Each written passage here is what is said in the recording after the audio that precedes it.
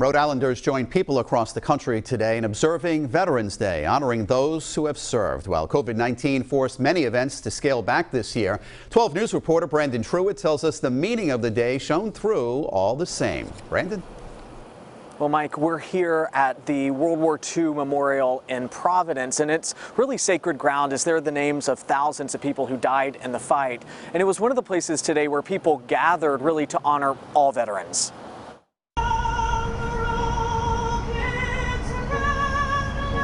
At a time when it feels like there's so much going on,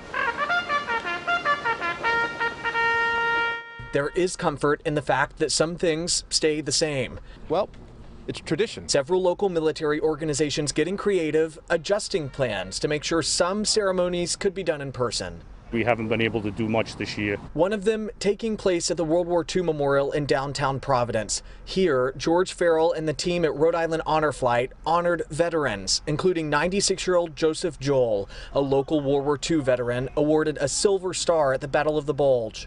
He was waiting and he could hear the tanks starting up and coming. He grabbed the bazooka. He ran ahead of his own friendly lines and took out 2 German tanks, forcing the Germans to retreat. It's remarkable stories just like that we heard in East Providence, the Infantry Lodge Association gathering for a mostly outdoor event, but it kept with tradition.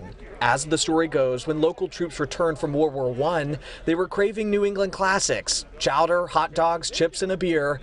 It's been served on this day ever since. We have held that tradition, this being the 101st year. There was camaraderie amongst these veterans, only the mask separating their bond, a celebration of their years of work,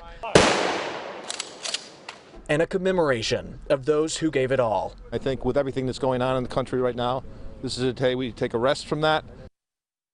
We often hear from so many veterans that they don't really like sharing their stories of their time in the service. Maybe it's from what they experienced. But the people I spoke with today say they see value in it, adding by sharing those stories, it's really how you keep the legacy of those men and women alive.